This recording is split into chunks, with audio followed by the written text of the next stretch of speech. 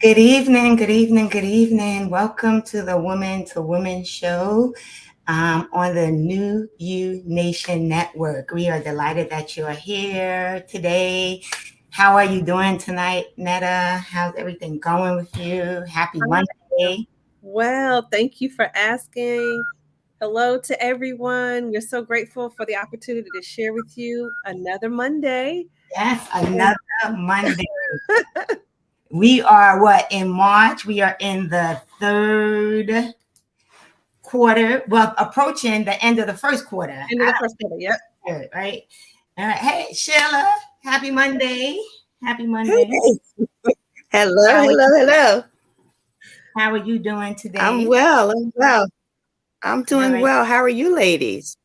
We're doing Doing well. excellent. Grateful to see another Monday. Yes. Ain't that the truth?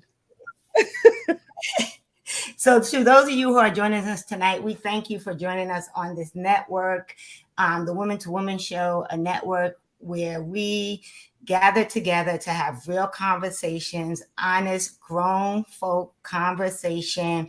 We welcome everybody, but we are here to talk to the Gen X population. But we are happy for anyone that decides to come and join us tonight. And so, we are going to start how we normally start, which is we give a little brief introduction of ourselves and then we say what we are grateful for.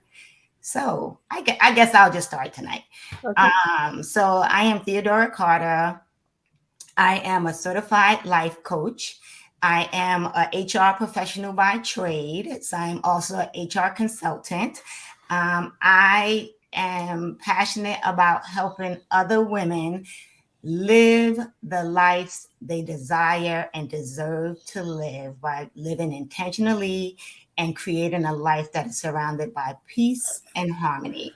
And I am grateful just to be here tonight, but I am actually really, really grateful to have a circle of sister friends who hold me down through prayer. Amen. I am really, really thankful for that.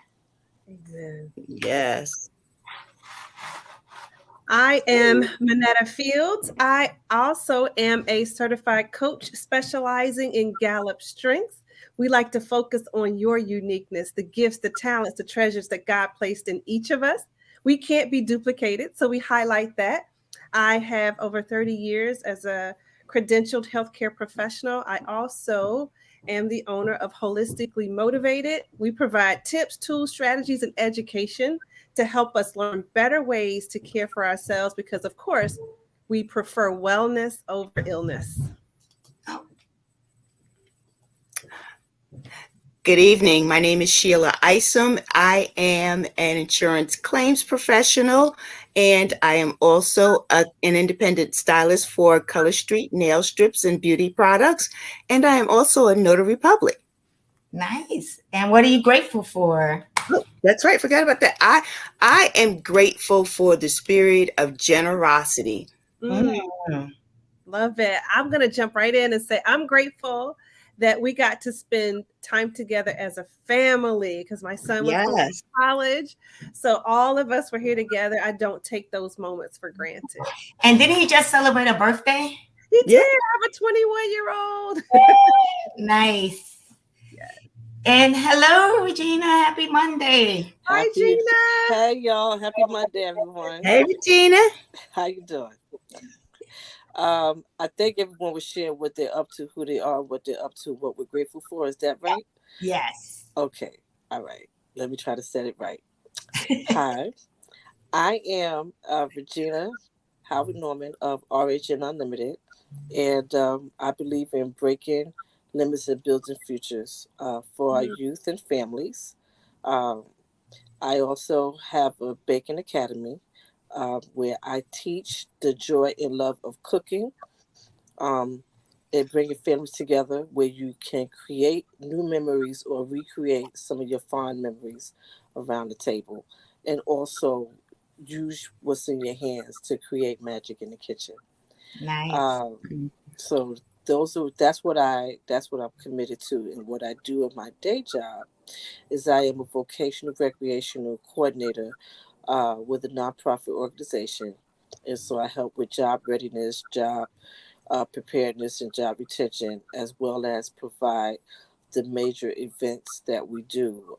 I procure resources and information and put together programs to highlight the major events that we celebrate on a monthly basis. Nice. So that's a snippet of who I am and what I'm up to. I'm still discovering, y'all. See, that's the beauty. That's the beauty, right? We don't have to be limited. We Yeah. are given gifts and talents. So I just Yeah. pray Yeah. to our Father that I learn how to use them and not be afraid to show up and show and be a blessing.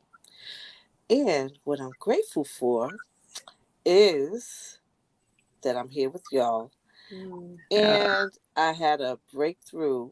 And I had a breakthrough with my husband in a conversation that I needed to have. And I was the one stopping myself. And the Holy Spirit kept saying, say something. And I was like, okay, all right, okay. And I finally he was like, all right, you play too much. Go out there and talk to your husband. So I did. And yeah, it wasn't as scary as it was once I started having the conversation. So I'm grateful for that. I'm grateful for that. Awesome. All right. Well, I'm grateful for you because you kind of segued us into this conversation. So for those of you who are joining, this is the Woman to Woman show where we have grown folk conversation.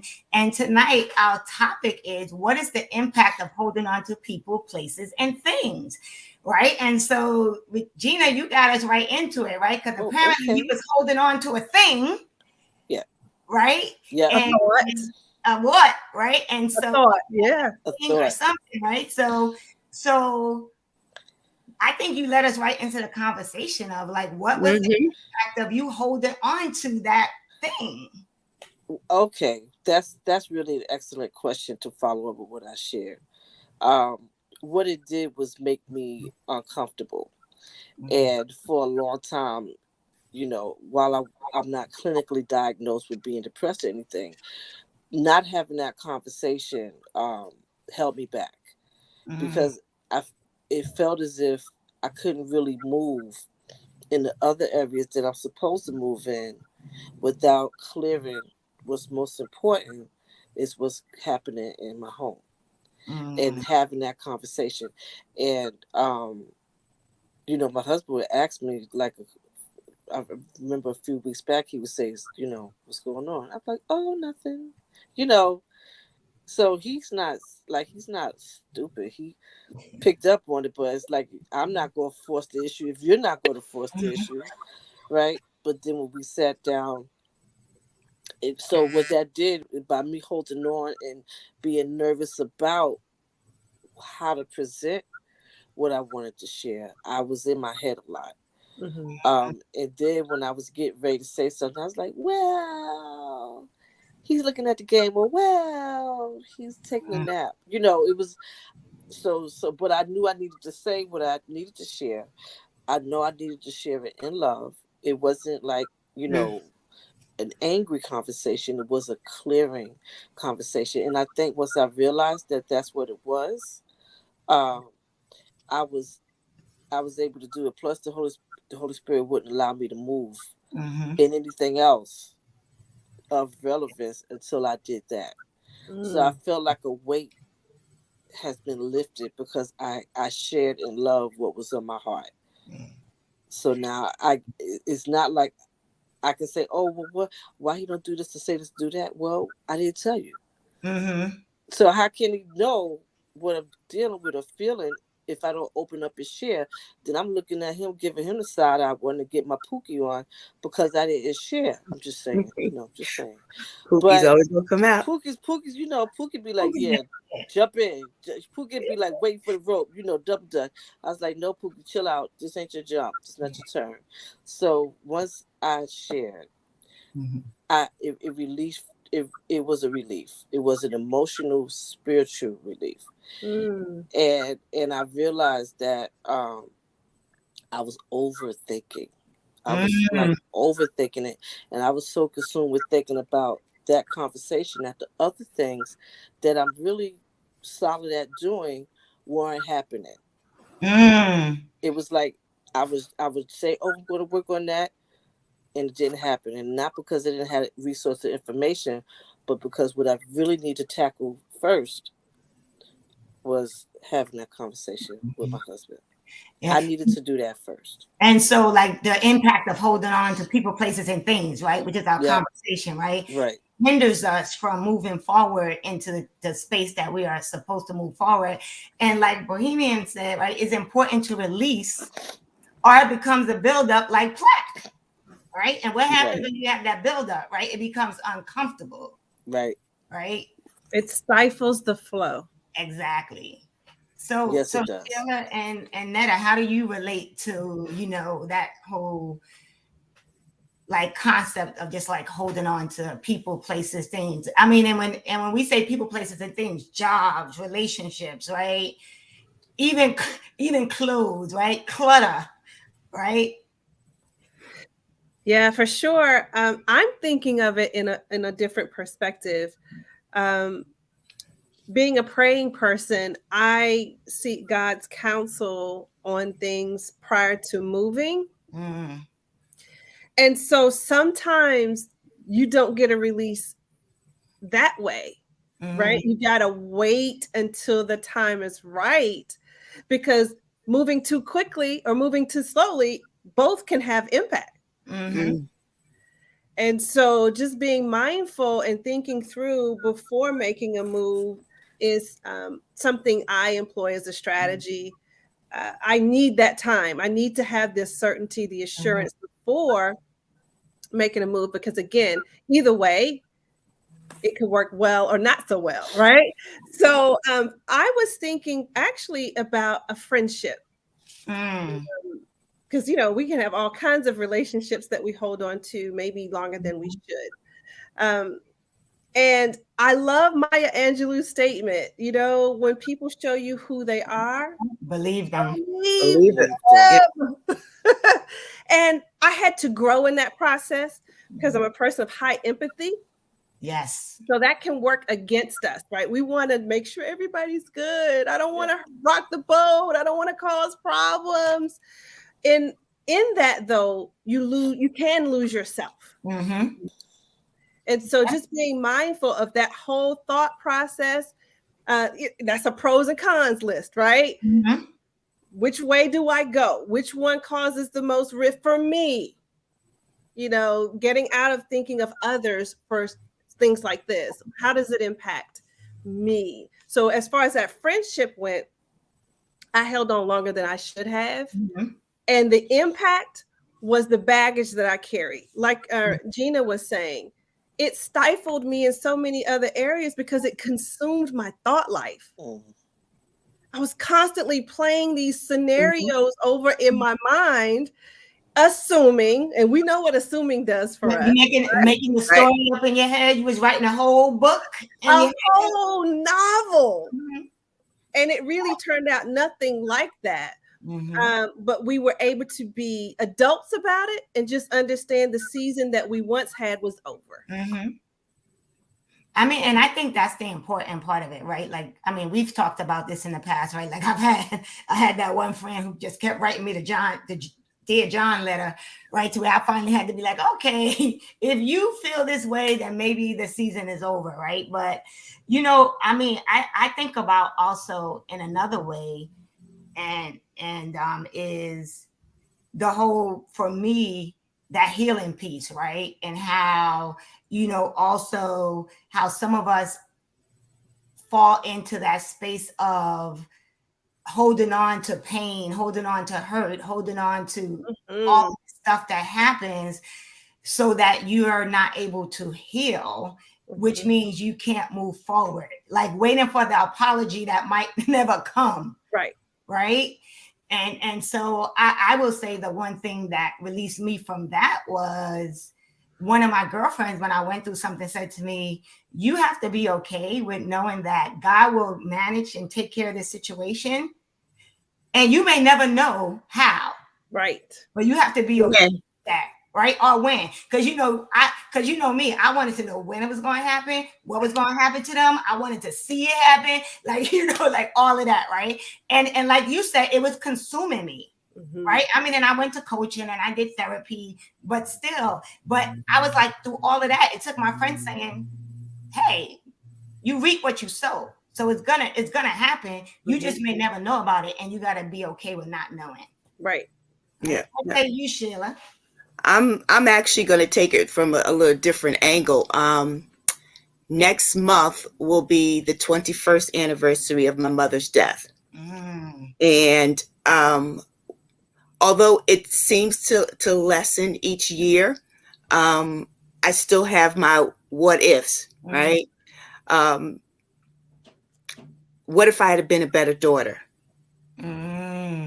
What if I had called more often? What if I bitten my tongue and held back those words that may have been a little bit too harsh? What if I tried to really build the relationship a little bit better and get out of my head that, that's just the way that she is. And, and trying to understand where she came from and who she was, knowing that she loved her kids, but then not really knowing it because we never got that opportunity to actually build on a relationship as adults because we were holding on to a lot of childhood trauma. And there's still pieces of me that keep saying, if you had only, maybe, I don't know if that would have saved her life, but it would have built a better relationship. Yeah. That I wouldn't today, instead of just being sad that we're separated or rejoicing in the fact that I know that she is with our father, right? I'd feel better knowing that I did what I was supposed to do as a daughter, trying. So I'm still fighting with feeling like I was not the daughter that I should have been. And I know that, because, one of the things I talk about is to say to myself all the time, especially like we live through the kids, because how grandkids, grandparents feel about the kids. And of course, all of the grandchildren were really young when my mother passed away. But I think about, every time that there's an accomplishment or they do something, I think about how proud she would be of them, totally bypassing the fact that she may still be proud of some of the things that I've done, because I'm still holding on to the coulda, woulda, shouldas, the regrets. Yeah. And so let's talk about that, right? Because we all, and I'm sure people who are listening now and who will listen later, right? We all, I say this all the time, right? We're always healing from something as we're evolving, right? We're always like, I share it similar, but a little different in a sense that, you guys all know that I found my father, right, in the apartment, right? And he was gone. And for me, it was always what if I had not waited to have our weekly phone call, but called them in the middle of the week, right? What if right? And so what steps have you needed to take, right, to kind of help you let go? And what steps are you still taking? Because I think for the most part, all of us are still kind of going through that phase of, like you just said, Sheila, like you're still trying to let go. Well, I think one of the things is trying to, I don't think about her death, right? The moments leading up to it. I try to reflect on the happier times, my father, he and my mother, they were divorced, but she was always his first love, his first true love. So knowing that, I hold on to, knowing that, that they're together in the way that God intended them to be right now. And that the both of them are blessing us and watching over us and watching over their grandkids and probably having the conversations that they never had, that they should have had themselves. But the fact that at least that part of the family is together, the fact that, my mother, regardless of what issues we may have had with her, she made sure that the kids stayed tight. So did my father. So that was one thing. Even though they butt heads, that's where their common ground was. Their understanding was that this is your family. You are going to protect your sisters and your brothers. You stick together no matter what. So those are the kind of things that I try to hold on to. Not that I do hold on to them. It's just, trying to stop the regrets from creeping through and destroying those memories. Yeah. Netta, Gina, you have anything to add to that? I was just thinking about what Sheila said, especially in regards to the regret, because I think one of the reasons I was in my head about the conversation that I needed to have with my husband was, anyone that's married know that being married is a journey. It's not I'm married, everything's good. There's going to be a up and down. There's a stop and start. There's, hey, we're really tight, and then sometimes, hey, what's happening? So it's a journey. You have to work at it like a full-time job. And so in parts of the marriage, there were things that I thought we really did well. Like I just like we did it well, and it was some things that I regretted or wish we could have done better. And so when I needed to have the conversation, I was so caught up in my head, even though I like that I'm a praying woman, and I knew it was time to have that wholesome conversation. I wasn't coming from a place of anger. There was none of that. But I needed to have a really transparent conversation. But I didn't want to get caught up. And I was like, oh, will my emotions overflow? Will I go too far back and not stay present? One of the things that could turn anyone off. You talking about today, but now you want to talk about 15, 20 years ago. Like, you can't do that. So I had to really go through that space of, did I forgive myself? Did I forgive him? Did I forgive us?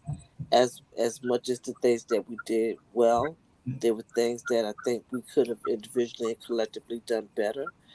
So I needed to have that conversation knowing that I could not come from that space of the finger or the anger. So I prayed. And then when I finally got the green light to have the conversation, I was still nervous. I was like, okay, do it afraid. But that's the thing I was thinking, right? Like so much of this holding on to stuff comes back to the fear, right? Because the fear and it's a fear that we create in our own minds, right? So this mindset, this thing up here is so powerful in that it has you to the space of worrying so much about how the person is going to respond, what's going to be said, what's going to be the outcome, that you talk yourself into being afraid of even just having a conversation. Right.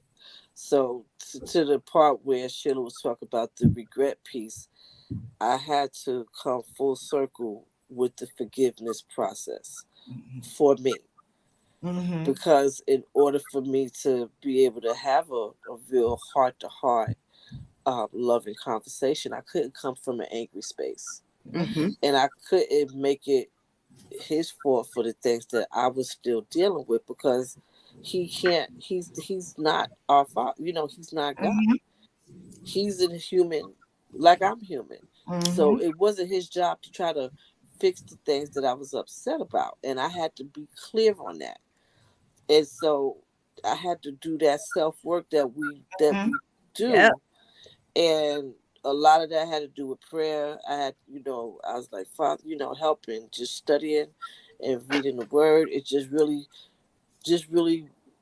understanding what I wanted, focusing on the positive.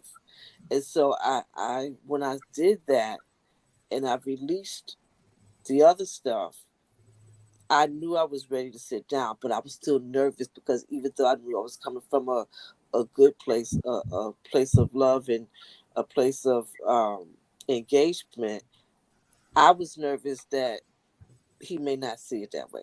So I got caught up in my head. Yeah. I got caught up in my head. And once, you know, it's like it clicked, you know, some said, just girl, just go. Just like, it's like the Holy Spirit said, look, I done told you it's okay. Like, stop playing. I done gave you the green light. You've been at yellow for a minute. I done gave you I gave you the green light. Okay? Go ahead. So I had to be obedient because I was like, okay, I'm doing it. Okay, that's it. But it was a lot of that process with the internal conversation. It was praying and asking. I was like, Father, you sure? He's like, I felt like he was saying, I've been sure. I've been waiting for you to be ready. Hey. That's good. I was That's thinking, important, right? Go ahead, Netta. looking at the title, Holding On. Holding on. Those words, the feeling behind that. Mm-hmm. We have to, well, I'm going to say have to, consider releasing. Mm-hmm. What's supposed to be there will be there. Holding on has you in a place of strain, frustration, overwhelm, anxiety. The holding on does not sound like freedom to me. Mm-hmm. So if that's what we want to experience in life, releasing even the feelings of things from the past. Yeah.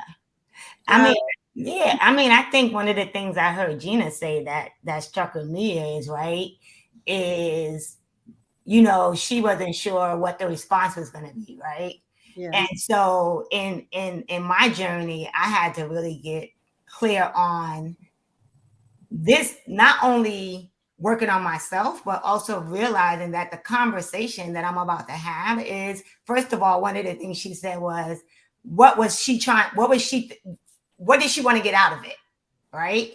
And so being clear on, why am I even having this conversation? And that's the process I go through now. Cause I'll be like, is this conversation going to really get you the end result that you want? Cause then it helps me determine whether or not it's worth having a conversation. Right. Yeah. And then the other side of it is to have a conversation that is going to be able to give me the opportunity to get whatever I want to get off of my chest.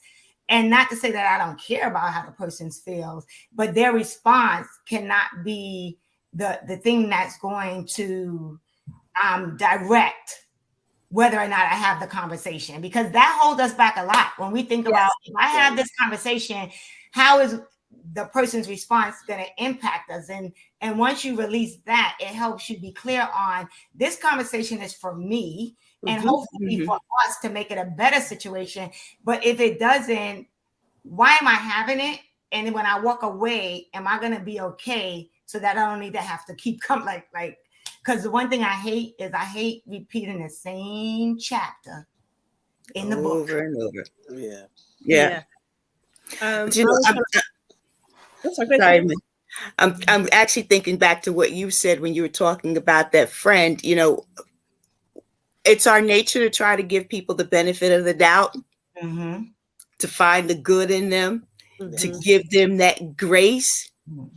But we don't in turn do that to ourselves or for ourselves when we should, as frequently as we should. And then that's when you find yourself reliving the same thing over and over again, getting stuck in that fear, getting stuck in that just because, getting stuck in the why nots. Why there's the should haves and the could haves and the would haves. But, you know, it's just a matter of, you know, remember that it's not just God's grace that he's bestowing upon us. It's what we're just bestowing upon ourselves, you know, especially when we sit back, as Regina was saying, and realize that he's just been waiting on us. He's been sitting back with his arms folded saying, look, I've been here all the time. I knew it. Yeah. And And then you to know my child. Exactly. And not only is God waiting on you, but the person that you've been, you know, in your mind thinking about having this conversation with, like Regina said, husband was like, yo, I know something's wrong. I'm gonna wait, but I'm not gonna initiate it. I'm gonna wait for you to come and tell me, right? What's going on, which is the whole communication piece, right? Absolutely. Yeah. We don't own the outcome. Nope. No, We we do don't. not own what somebody else feels, thinks, Yeah. or experiences because they're different from us. Mhm. So their expectation, their experience, their response will be different. Yeah. It's supposed to be. I And mean, that it's supposed to be like that is the nature, right? Like the I always say, right, the outcome is for you. Mm-hmm. Because it goes back to the whole apology thing, right? Because sometimes you get the apology and it still don't make things better, Mhm. right? Because you want the person to apologize in a certain way. You Right. want them to be, you expect the apology to be about a certain thing, right? And so that's why it's so important to be like, okay, let me look at myself. Let me look in the mirror first and really understand why I'm even having this conversation, Mhm. right? Because it will also help you to say, okay, how do I release this on my own? Right. Mm-hmm. Mm-hmm. Ultimately, it's our responsibility to do that. Right. You can't lay that on someone else's shoulders, right? Mhm. We have to grow in those areas Mhm. and progress on our own. We are accountable and responsible for Mhm. that part. I wanted to circle back to something, Sheila, you were talking about the woulda, shoulda, couldas. One of the things I had to learn was going forward, how to use the lesson I learned from the experience. Mhm. For instance, I had a friend who passed away, very dear friend of mine that I lost and from breast cancer. And I wish I had spent more time. I wish that I had called more often. Those types of thoughts. So, what did I take from that? Today, I can control how I respond, how I reach out, how I connect with those that matter to me. Mm-hmm. That was the beauty of that's the gift Mhm. that losing her gave me Yeah. was appreciation for what I had going forward and Mhm. pouring that into other people. I can't change the behind the scenes part. That's gone. But Yes. the worst part about it is not learning the lesson and applying it in a different way. Mhm. And so that's the difference it made for me. I so value today Yeah. more so than I did when she was here. Mhm. And so I'm grateful. Of course, I miss her, and that loss is still huge in my life. But the lesson that I gained from that process, I not only can experience for myself, but for everyone that's connected to me. And Mhm. then that's a ripple effect. That's that generational change also in thought process. Yeah. I mean, but it does make you think about, right, how you relate, right? Because I would say from like 2016 to like 2018, it was like boom, boom, boom, Mm. right? And I was like, and you know where I ended up, right? Functionally depressed, right? You all know my story, right? Functionally depressed, coaching, therapy. But at the end of it all, I was like, you know what? I have to live in a way that honors the people that are no longer here to live, right? Mhm. And so now for me, everything I do, everything that I attempt to do, right, is like, how am I going to honor the memory of the person that was here? And like now, this new loss, right? Tragic new loss, right? It's part of what I had to go through this week. Like I really had to, and I was grateful that I went through this healing journey from 2020 to 2022, right? Because I was able to be like, healing is my choice, Mhm. right? And so feel what you're gonna feel, Mhm. go through it, but now how are you gonna honor the memory of this person that you just recently lost, right?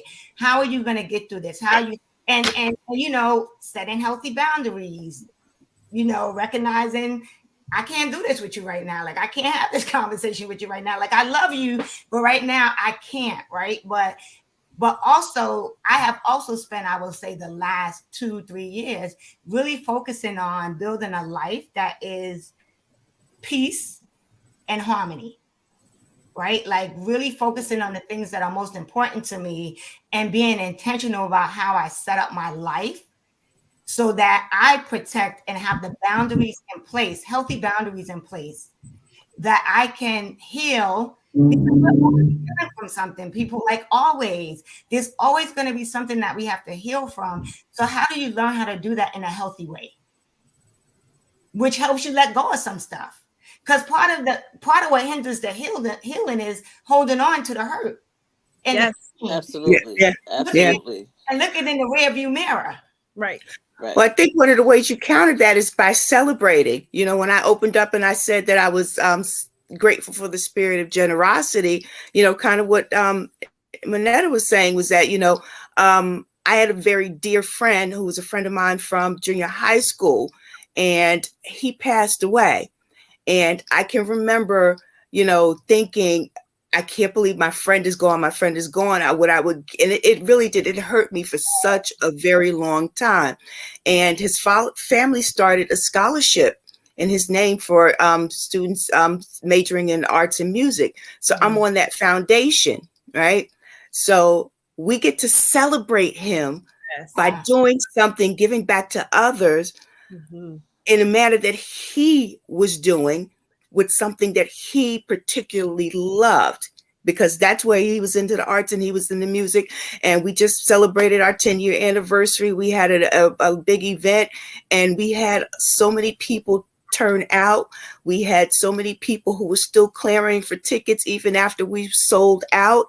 And to me, just realizing, so, you know, it was the same thing. I was thinking, you know, I wish that I had kept in touch with him a little longer. When I start thinking about key moments of my life and he wasn't there. But then the flip side to that, I knew that when we connected, it was like time had never passed. Yeah. You know, so those are the joyous moments that I hold on to, because at the end of the day, we are celebrating this man and who he was, what he loved, what he did. And it also adds to, right, who you are, because I think the reality is that when you begin to really focus on how do I because you got to let go in a responsible, right, in a healthy way, Right. And when you let go in when you're intentional about how you let go, right, it releases you to really begin to work in with the gifts and the talents and the abilities. Because as Trey Kearney would say, right, for those of you who are looking for your purpose is already inside of you. It's the talents and gifts and experiences that God has given to you that you then are to use to go out to serve the people that God has assigned to you, right? Yes. Part of it is this, what we're talking about right here, right? Which is letting go, but not just letting go like in a way that's harmful or mean and nasty. It's doing it in a healthy and responsible way. Because we're not trying to do it in a way that we're going to leave somebody broken down or hurt or scarred. So I was just thinking about my grandmother. I've been thinking about her heavy these last couple of weeks, and I don't know why, because her birthday's in June. She this year be 9 years she passed away in 2014. And I always say she was my first best friend. You know, I learned a lot sitting at the table just watching her. I learned so much. And I started thinking about where I am now. I even started thinking about what would she want for us? What would she want for her grandchildren? You know, I thought about the sacrifices she made. So I realized that I'm into food. Kind of, y'all can tell, right? I talk about it a lot. And I'm into children. She poured a lot into her grandchildren. And so I realized that in different ways, I'm honoring her gifts. I'm honoring her sacrifice. I'm honoring the lessons that she taught me, even when I wasn't aware that I was being taught. Because now I get to use those lessons. You know, now as a grandmother, I look at certain things that she did, and I say, I want to do some of those things for my granddaughter.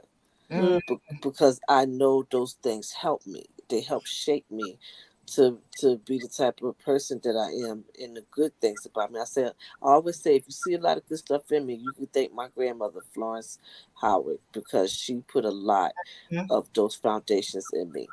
But for a while, I was missing her. Like, you miss, sometimes you don't miss the loved one, and then it hits you. It's like you miss them heavy. Yeah. It's like, wow, like, but then I start thinking about all the lessons, Yep. all the Yeah. memories, all the blessings. And I'm like, wait a minute, I'm in my 50s and I'm still learning. Mhm. Yes. The lessons are still unfolding because now I'm mature. Now I'm replaying some of those conversations that she had that I really didn't grasp, but she would do it anyway because she was like, "You gonna listen?" I'm like, "Yeah, okay." So now I'm remembering some of those things, and I can relate and appreciate that she took the time. And she didn't talk often, but Mhm. when she did, she really dropped some gems, and Mhm. I was happy for the time I did spend listening and being there for her, and it just felt like second nature to be there for her because I know and appreciated while she was living what she did. But now after she's gone and I look back, I appreciate it even more. Mm-hmm. And it's like what I do now is an extension of the legacy that she gave to me. um Hmm. Yeah. Yep. so I love what Bohemian Pearl Tribal T said, right? Let go and love, not guilt. Yes. yeah, yeah, Yep. Right? yeah, definitely. Right.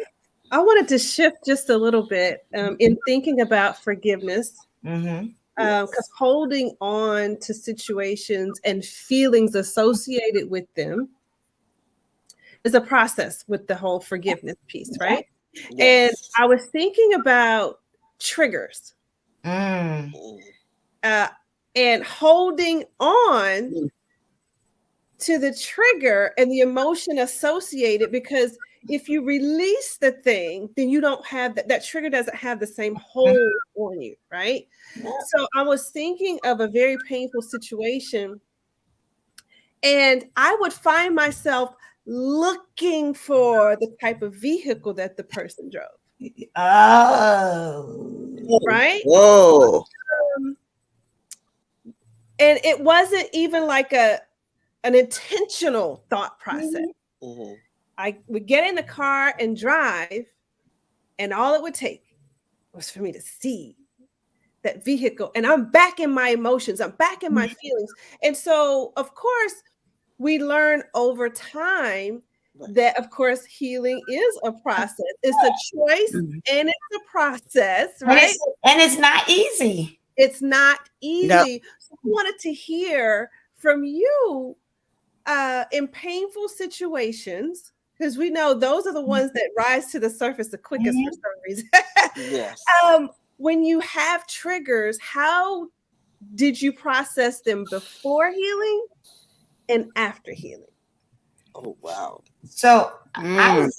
I would say for me, honestly, before the healing, I would make up, like I would have little story. I would have a whole novel in my head.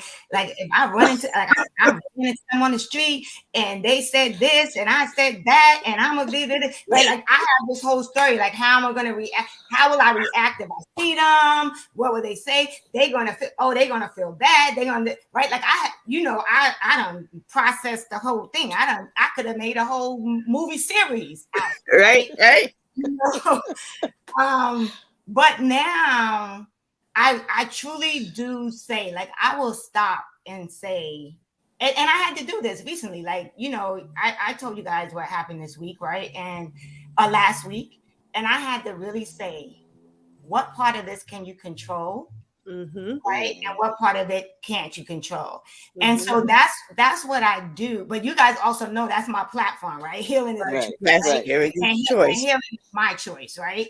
And so part of it is for me to even just sit back and first ask myself, what is it I can control? What can I control? And really just try to wipe some of that, like, get out of my head right? So I try to just like stop, because let me tell you, I could create a whole novel in my head in a matter of seconds, right? So I've been there. just reversing all of that, right? And really sitting back, and like recently I even said to someone, right, I said at some point, and I think it probably happened in my late 20s, early 30s, like the first time I ever went to therapy, when I had to realize, right, at what point are you going to release whatever you think your mom did to make you feel this way, right? Mm-hmm. So at what point are you going to say, I can't continue to blame what the person that walked out of my life did to me, what my mother or father might not have done to me, right? At what point do you own your part, whether it's good or bad, in that situation, right? And so for me, I think how I process it differently is I take a step back and I really think about, one, what is it that I can control versus what I can't control? And me sitting here, bringing up all of these, putting on the sad music, watching the scene. You set the scene, Theo. Watching the sad shows, right? Being in my pajamas all day, woe is me. What is that going to get me? Right? Yep. And I will honestly say, therapy was a game changer for me. Coaching was a game changer for me, right? And so I will honestly say now, people are like, oh, you have a therapist, something wrong with you? There's nothing, listen, there's always going to be something wrong with us. But right now, therapy for me is preventative mental health care. Right? Yeah. It's not because I'm in some type of state but it is because I know part of this whole journey of being a whole person means that I have to be emotionally, mentally, and physically fit, right? And part of keeping myself mentally on track is I have a therapist as preventative care. So I would say that I spend a lot of time instead of internalizing stuff. And it's not always easy, right? Because I spend a lot of time breaking stuff down and really having to look at stuff. And when you sometimes look at stuff, you start to see the part you played in it, and that's become easy. But I will say the biggest thing for me is I had to stop, as Bohemian said, I had to stop rehearsing the drama in my head. That was the main thing. I had to be like, okay, move on to the next chapter. Stop looking in the rearview mirror because you're going to crash. Right. And so I really had to stop, because I could create a whole drama series, girl. I could have been rich if I if I wrote the screenplay. So you got the novel, the series, the everything. You got it all together. Yeah, but then you got to think about it. Like, what kind of ratings am I going to get? How is my story different from somebody else's? Right. But what's interesting is, I mean, we weekly we pick these hard-hitting topics that are just transparent conversations, women talking, right? But we always get back to some common themes. The accountability piece, right? What part did you play in it? What are you owning? The good, the bad, right? What is within your sphere of control? What can you address that you played a part in, that you can effectuate change, right? We talk about, and it always comes back to the fact that the healing is a choice. Do you want to heal, or do you want to wallow? That's it. Do you want what do you want? And ultimately, everything we do, it's a journey. It is going to be a process.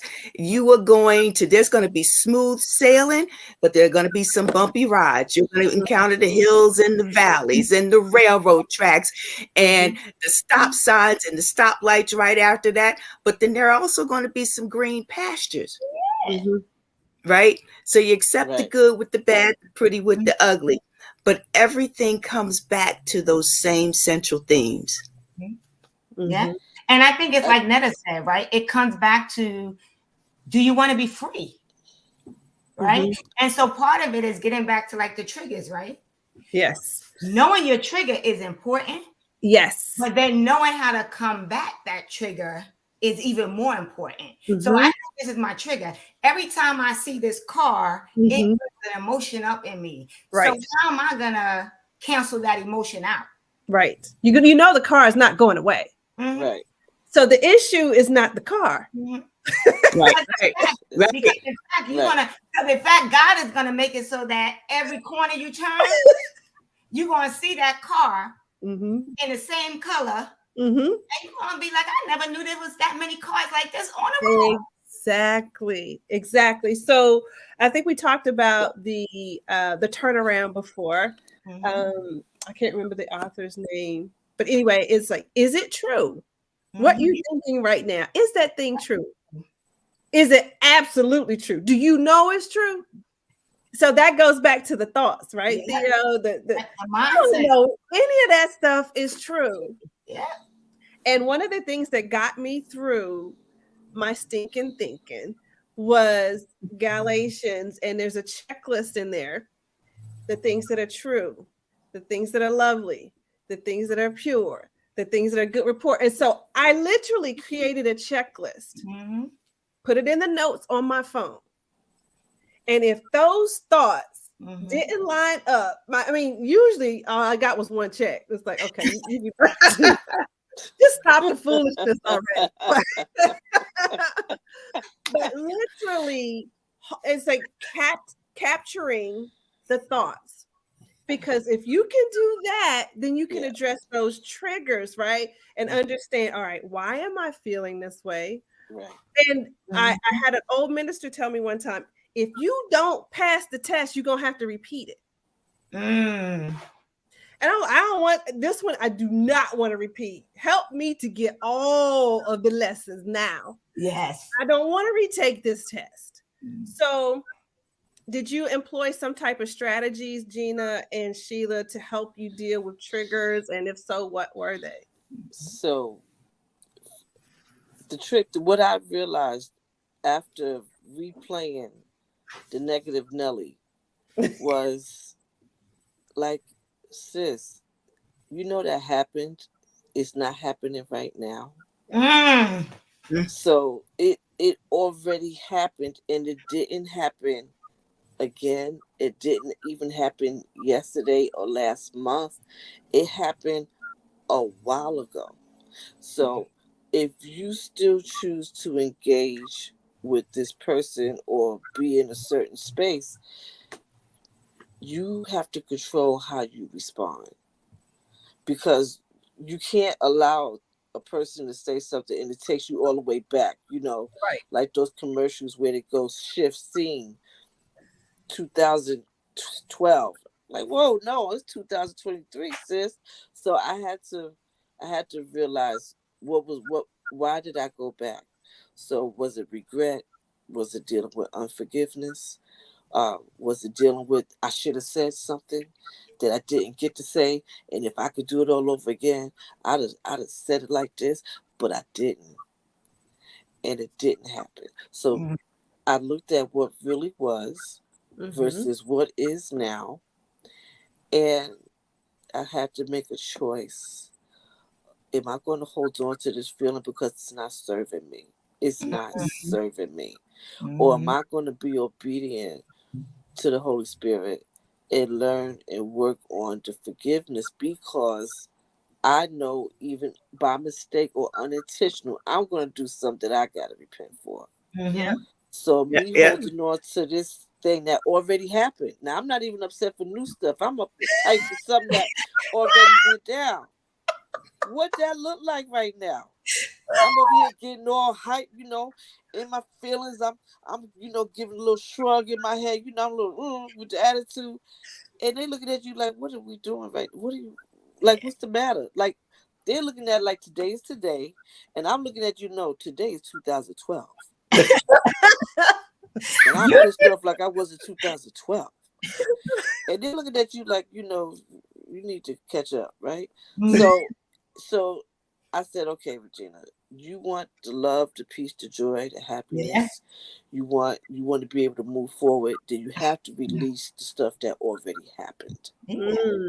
So I've had to do that continuous thing, like, and I've even had to catch myself, in mid get attitude. Like the mid attitude was about to form, and then it was like, sis, stop, don't wait, what you doing? Wow. And then I had to be like, I'm sorry, Father, like, my bad, And this is an internal conversation. Now the people I'm around have no idea that all of this is happening, And we all talk, hey, hi, and in my head I'm like, oops, sorry. That was then. It's not now. And we've been cool. We good right now.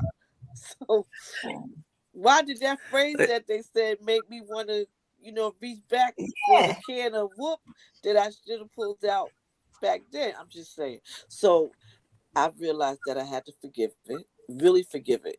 And I know that was part of the journey, like really, really forgiving it. Now I know that I could deal with something and that I'm healed from it when the thing that would trigger me no longer triggers me. It no longer triggers me. Like it can be right there, but I'm good. And Sheila, what about you? Listen, I think Gina and I must have been sitting on the same couch or in that same car that Netta was chasing after. I don't know what it was. Right. Here's the same thing, because I was sitting there just yesterday. I started reliving some moments that happened during my first marriage. And I had to pull myself together and say, why are you even thinking about this?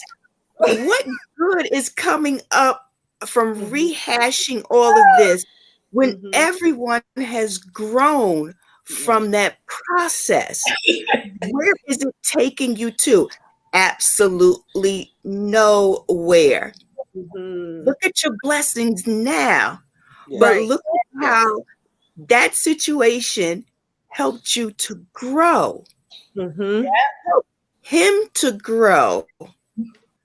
Let our son know that no matter what, he is loved and he will always be taken care of. They pulled me. I had to snatch myself up by my own britches and say, get out of that. Right. But yesterday, I'm like, what? But it's so crazy because you do, like, as Gina was talking, I was like, wow, she's dropping so many gems, right? Like, first of all, how many times have we like lived in the what happened, right? Like we so busy looking in the rear view mirror that we done crashed 5,000 times, right? You can't drive looking in the rear view mirror, right? Then she talked about it's a choice. Like I had to choose not to keep looking back. I had to choose not to go back there. Then she dropped the control word, right? Like all of the so it's crazy. And then I was sitting here thinking, we didn't even get to letting go of them jobs that we stay tied to, right? And how that stunts our growth, right? Like we didn't even get there. And we hitting the top of the hour, but it's crazy because I mean I think we all can identify with that. I'm back in like 2000 and hell, some of us go back to what 1994. I mean, I just went back yesterday, like on a call with my cousin. We all were on a call, like he called, we're going to do this family thing. He called and they started talking. And I felt myself going back to, I was like, yeah, because when I was a kid, you used to do it. I was like, wait a minute.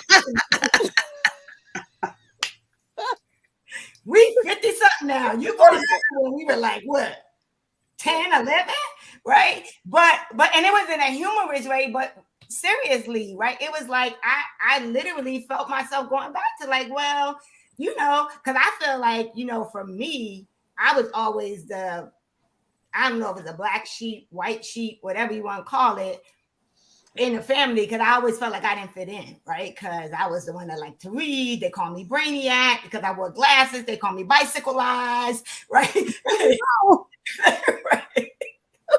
Right. So, so they call me Spoiled, right? All of these other things, right? But it was funny that you said that because literally yesterday I felt myself going back to like 1970, 80 something. I was like, okay, girl, bring yourself back, Yep, got to hold yourself accountable, right? Bring those thoughts captivity. Okay. And I have to correct. I said Galatians because that was something I was reading earlier, but it's actually Philippians 4:8. Yeah. Well, we knew what scripture you meant. Yeah, I had to correct that for those who may not. Yes.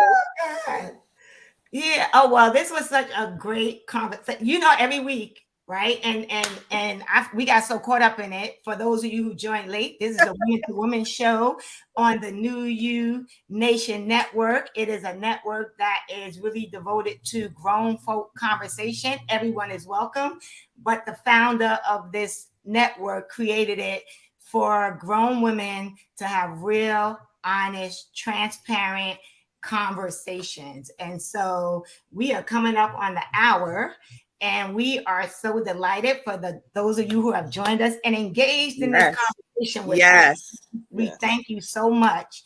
And we're gonna close out the way we normally close out by just our final words, right? And then we'll see you again next week, Monday. But Netta, we'll start with you because I'm looking right at you. So my thought is that just wait a minute. Now we're gonna go over a little bit. I'm sorry, but Charles just brought in a good question. Do we need others to help us heal?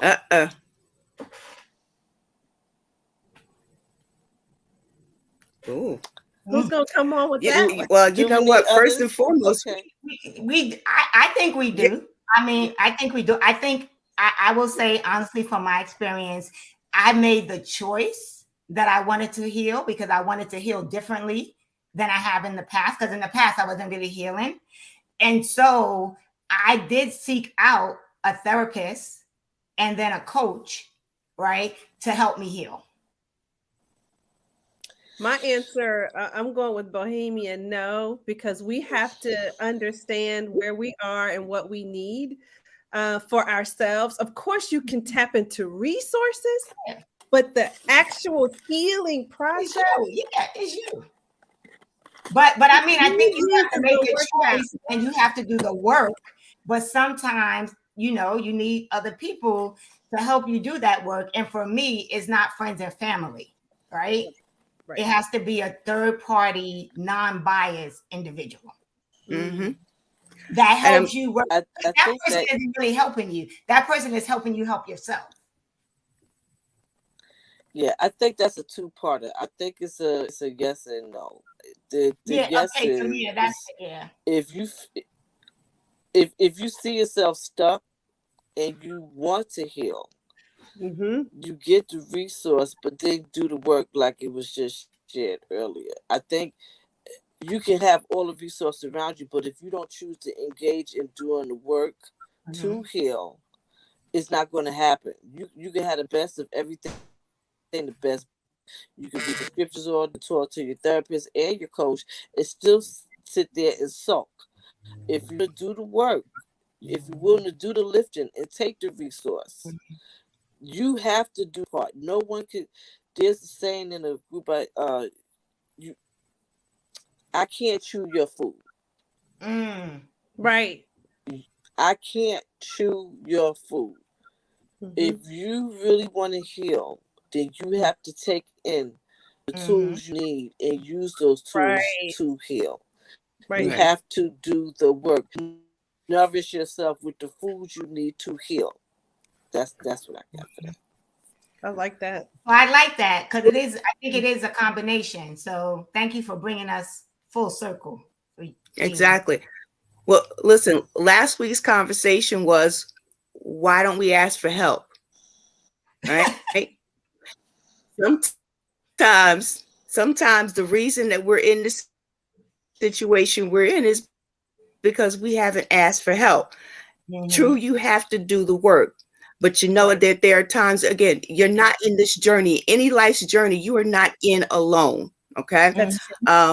So sometimes you have to reach out, but that's when the discernment comes in. You got to reach out to the right person. You know how you talk about, you can't go to a single first person talking about asking for marital advice, right? You can't go to the butcher and expect the butcher to be a therapist for you. You know, Yep. so you got to go to the right source. Yeah. Make sure that God is in the picture, number one, right? Mm-hmm. Because that's the ultimate source.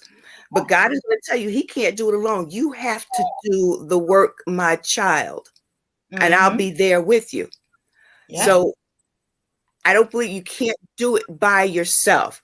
You may need somebody to kickstart you. You may need somebody just to be present, right? As long as you're willing to do the work and trek that journey, Yep. you're on your way. And I think so. I think it comes back to like Regina said, right? It's a combination, right? Like Right. you know, you need to be discerning about who you are going to ask for help, because, and that's why I say for me, I chose a therapist and a coach, because I know when you go to your friends, right, you're going to have the ones that are going to tell you what you want to hear, Yes. right? You're going to have the ones that commiserate with you and all of Right. that. So, all right. So thank you, Charles, for bringing that lively discussion up. We are going to close.